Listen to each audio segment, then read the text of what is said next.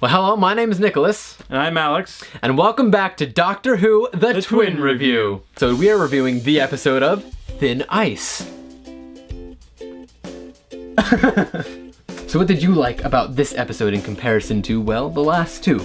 I like that they added the aspect of going, back in time. Instead of the future. I like that too. It kind of felt like like it was back to the classic Doctor Who vibe, you know what I mean? Yeah.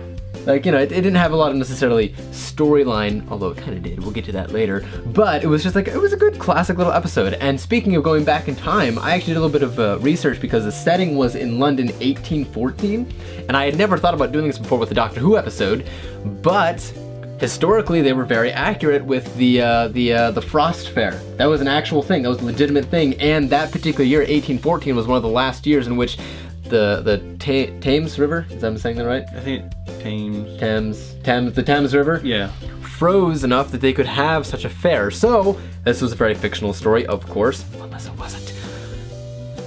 Doctor Who is real, I believe, based on historical fact. Ultimately, I liked the episode more than Smile, not as much as the pilot. Now let's get into the dirty details, shall we? Or not. We can keep things clean. Things that I liked, especially about this episode, was that we got back into some of the extremely clever bits of who the Doctor is, especially Peter Capaldi's version of the Doctor. You know what I'm talking about? You know what I'm talking about? You know what I'm talking about? Yes. Cool. The whole conversation they had about Pete, they're talking about the butterfly effect. He's like, "Hey, your friend Pete." And Pete wasn't there. And she was like, what are you talking about? And he kept running with that. Yeah. Just his general messing with his companion. Just was like, that's the Doctor. That's the Doctor. Which is different from the different Doctors, you know what I mean? Like, Matt Smith's Doctor was kind of very out there, fun, crazy, just random. A little, almost more like me. Only better. Better than me. Oh, yes. Most people are. And then David Tennant was the very serious Doctor who was just kind of like exploring the world, if you will. Like he was exploring, discovering new phenomenal things about it. And then Capaldi's, he's got a little bit of attitude. He's got that wisdom of... He's the eyebrows. Yeah, he's the eyebrows, but he's got that little wisdom. I mean, he's got the age of wisdom and the attitude that comes with that. And just, he's so incredibly intelligent, so knowledgeable, that he plays with people a little bit. And he's calm. He's got that peace about him. He's not frantic anymore. Yeah, and I think, with previous episodes where he's like, am I a good man? He's almost more like the curious Doctor. Mm-hmm. But he's a little more sure of himself than before, I think. Yeah. Especially when they get to the part, and this is another part that I liked about it, was that conversation that they had with him and Bill when they were talking about, has he ever killed someone before? And a very, very serious conversation. I don't think, have other companions have the conversation with the Doctor? Not to memory. I don't recall that sort of extremely deep conversation. Maybe one or two, but I don't think it comes up very often. Yeah, but this was beautiful about the pure, genuine innocence of Bill and her, like, I've never seen someone die before, it's like, and she's very, if you will, millennial. She fits that character well, and the world is beautiful, the world is peaceful, things are fine, and Capaldi, he just fits that Doctor of that older generation kind of thinking. Like, she's like, how could you kill anyone? How could you ever do anything bad like that? And yeah, killing people is not a good thing, but the Doctor has seen wars, has seen battle, has seen death. He knows that this is a thing that happens because people don't just get along. And I think that was a really cool aspect of showing that conversation and revealing it to Bill. Shut up, phone. And the great words, Markiplier, not now, phone! Emotions! Ah! And the speeches that the Doctor gave, especially the big one when he was very cinematic about it, talking to Sutcliffe near the end. Beautiful speech. I think everyone loved that speech.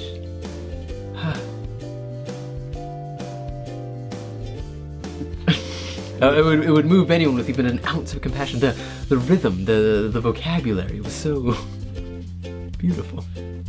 I guess today is not your day. Yeah.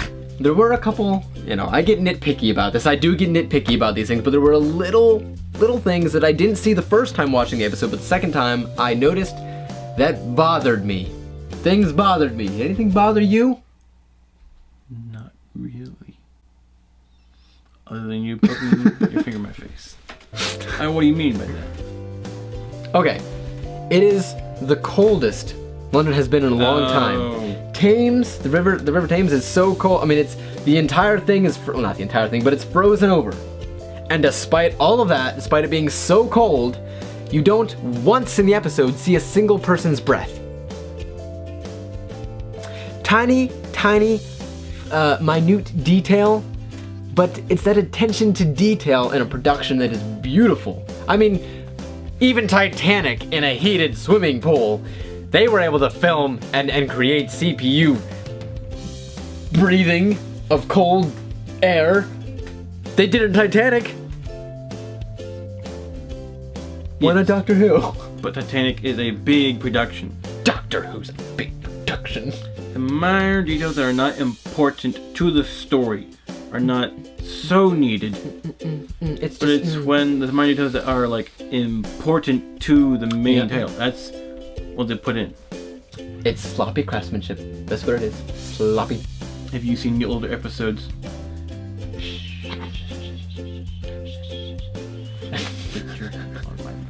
But on that nitpickiness again. Okay, another thing that just doesn't make sense, and there's little things about the writing away that it bothers me. But use your words, not your hands. Yeah. In the previous episode, Smile, they had that part where, why did the robots take so much longer to kill the Doctor and Bill? Well, because the story required that they live. So they were given a little more extra time when they were sad before being killed. In this same case, everyone who was taken under the ice, everyone who was captured, taken by the fish things, it was immediate. It was right away, no delay. Gone. Just gone. When it came to the boy holding the screwdriver, all of a sudden, his hand gets stuck in the ice. Like... The ice? The ice. The ice. His hand got stuck in the ice, and because you can't lose the screwdriver, of course, what are the writers gonna do? You know what? We need them to have the screwdriver. We need him to get the screwdriver back. How is he gonna do it? Well, the guy falls in the ice. Oh wait, if he falls in the ice, he's not getting the screwdriver. We'll have it freeze over his arm and give the Doctor just enough time to get the screwdriver back. But there's another, point in the episode where it's similar of how did he get his screwdriver back? Because he uses it to get the barrels of... You're right! Poo. Basically, the barrels You're right! of poo. And it's sitting there, and the Thames breaks apart. Yeah. So how does he get it back? Yeah, little things. See, it's these minute...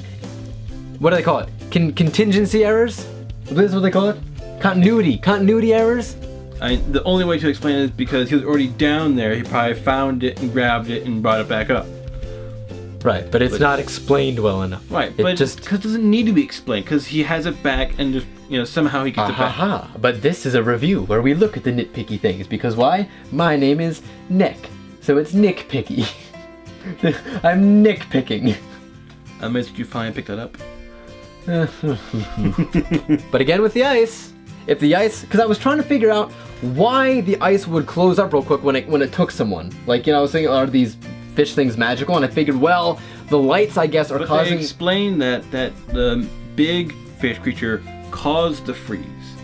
Like, it was more the main purpose for, the freeze of the ice. Because Sutcliffe was... Or the Doctor and Sutcliffe... No, I think they theorized that the big fish caused the freeze. I don't think they confirmed that the fish had magical powers to cause the freeze. They theorized. Now again, with this concept, those other fish things, I think the lights heat up the ice, melting it, causing someone to fall through. But it's actually so cold out that once the fish things go away, the ice freezes again, right?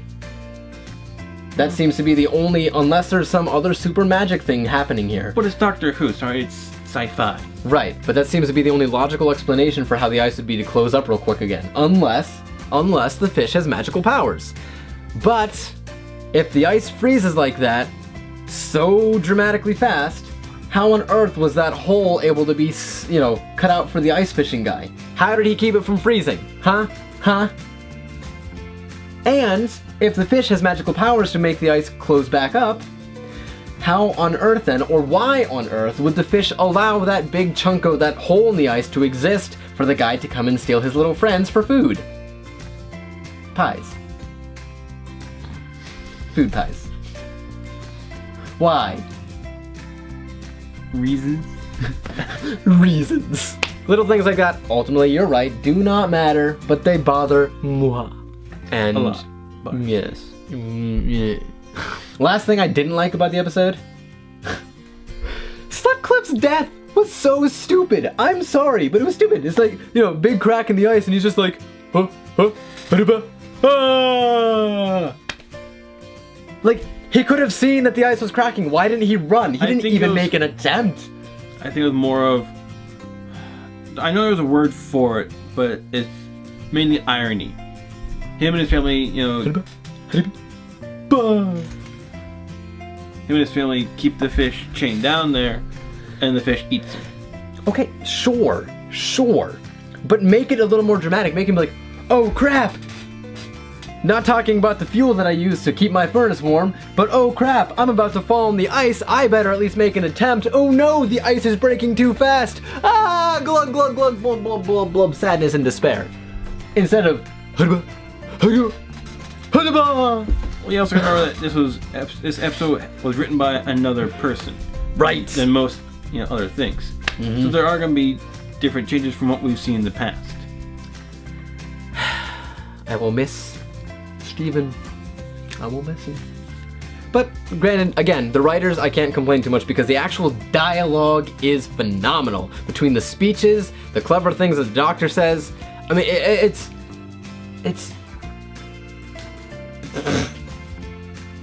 wow. It's wow. It's all the wows. What you say is like, wowee. It's all the wows, including wowie. Did you have a favorite part of this episode? I think it was probably the scene with the Pie Man. Ah, it was my favorite too! Ah! I love that scene. Just the whole interaction. You're a very skilled con man. I bet I can steal anything from your tent. In theory! I can steal anything in theory. Pie? But then, he took off his hat and was giving pies out. Pies! But does that mean that his top hat had Gallifreyan technology in it because he kept pulling pies out of it? No, I think the top had enough space for the number of pies he had in there. No. No, I think so. No, He gave, 4 pies out? No, there was more than that. There was at least 5 kids, and I do remember seeing at least 2 of them have 2 pies, or a pie in each hand. Well, why can't his top hat be bigger on the inside? Well, I'm not saying it can't, I'm just saying it's like, does everything have Gallifreyan technology for him? If it's from the doctor, why not? Why not? But an interesting thing I did pick up. You're like, oh no, here he goes again. Well, I asked for it, so. Did you notice the part between Bill and the doctor? The parallels it had when they were talking about just save him. Just save him. The parallels between, that I saw at least, of David Tennant's doctor and Donna Noble. Do you remember that part way back when we first saw Capaldi? The first saw Capaldi with the episode of the, they were in Greece, old Greece, remember? Oh, when he wasn't the doctor. What? When Capaldi wasn't the doctor. Right, yeah, when the first time that we saw Capaldi as a minor character. And they were in there and everyone was gonna die because of the exploding mountain and all the ash and stuff, and she said, just save someone! Oh. And that whole conversation just seemed incredibly parallel, whether it was intentional or accidental, incredibly parallel in this episode to that one between David Tennant and Donna Noble. And I found it more interesting because the entire scene originated from the first time that we saw Capaldi in the Doctor Who series. I want to know, do you think maybe that's relevant? Or am I reading too far into it? Don't close my book. That was a weird book noise. Did your book have water damage? Did you drop it when the fish swam away? Yes. Yes, I did. At least I didn't drop the ball. It was the beans that I spilled. Was there a cat in the beans? No, it was the bag you let out. So, final bit. Theories? Any theories? But where we're going to progress with this? It's your fish. It's a mile long. I mean, at this point, concerning anything else other than the vault, no, not really. Speaking of the vault, we did learn something very important from this episode. What did we learn about the vault? That markers on the outside are Gallifreyan.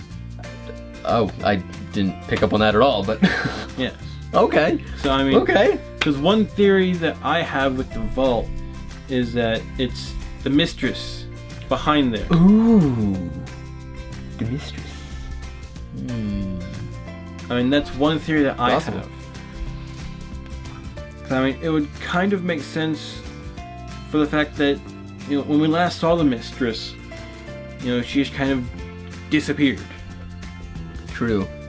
So, I mean, if the doctor, you know, found the mistress to keep her from doing any other bad stuff was to lock her up.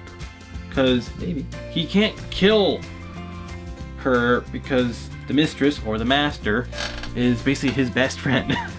And that would give that character a way to return to the series again, another introduction. Yes, because I know a that reunion, if you will. we see her in one of the previews of Doctor Who. You know, her hair kind of misheveled. I didn't see that. Yeah. It was more near the very beginning of Okay. the season coming out. But ultimately, the big thing we learned about the vault is the vault isn't there to keep people out. The vault is there to keep someone or something in. Yes. We're not protecting what's on the inside. We're protecting what's on the outside. Everyone else. Right. Because one reason why I think it could be the mistress for the fact that the Doctor has supposedly been at this school for A long about time. what was it, like 60, 70 70 years, yeah. And so, who or what else can't really die by old age? The mistress. Unless there's some other old age creature. Yeah, that could be every Doctor Who season, at least most of them, tend to have a big, like, end of the world piece to it component. Well, yeah. And maybe what's behind this vault is going to be that thing that we see at the end of the season that causes this big, dramatic, almost world exploding kind of scenario that the Doctor somehow magically saves. No, it's more most of the time it's like the universe is gonna end. That too. And the Doctor saves it the last minute, or he restarts it, or other thing. And then he regenerates into a new Doctor, which this might be Capaldi's last. It is Capaldi's last season. It is It's Capaldi's last season. And I think someone said that they had confirmed the next person. I don't know who. I did think about something though. Amazingly enough. A possibility that River Song may not be gone. Now, oh, you're like, what? Huh? Of course, River Song is gone. We're not going to see it in the future, but there's a long span of time that we did not see the Doctor or River Song. I mean, the 24 years on Delirium? Was that what it was called? Delirium? I don't know. But on that time, I doubt that they were just sitting at a restaurant having a drink for 24 years. You know River Song, you know the Doctor. They go on adventures, they explore, and maybe they even left the planet in the TARDIS and did other adventures before coming. You know, I don't know, but I'm sure that they went on adventures, and I'm wondering if the oath that I've been wondering about for so long, the oath that he made to River Song in some time of that span of years. Maybe they uncovered something. Maybe they uncovered a beast of which might actually be in this vault, that at the end of their experience, that beast is what River said, make sure, you know, as a final wish, that this thing that we've uncovered, whatever it might be, doesn't come out and destroy everyone. And maybe that's who the Doctor made an oath to. Which would explain why he was like not gonna have another companion, because he was like, you know, River Song's the last companion. That's, you know. But again, if there's any bit of backflashes, any sort of unraveling backflashes, that might be a case in which we might still see River Song. The only way I could confirm this, which I did not look up, was to see if River Song at all had signed a new contract with, you know, Doctor Who to continue on the show. We won't see anything new, but maybe we'll see things from the past that haven't been exposed before, in like a flashback scene. For me, I kind of feel doubtful that we will see River Song, because probably not, but hey, I can dream, can't I? I can't. And you know what I really love? Nardole. Is it Nardole? Nardole? Which one is it? Nardole. Nardole. And his comment at the end. Always such a classic guy. You know, they come in, they're back, and they're like, all right, well, here's the tea. And notices they're all wearing different clothes. What are you doing? And he's talking about the tea. He's like, here's the tea. I made sure to put some coffee in it for flavor. Why would you do that? But, you know, it has to be reassembled. So, yeah. Good old Nardole. Nardole. I'll get it by the end of the season. I will get it. So thank you all so very much for watching. Make sure to leave comments down below. Let us know what your favorite parts were, things you didn't like, and any theories you may have about the series. Until next time, this is us saying goodbye on Doctor Who, The Twin Review. Jazz hands.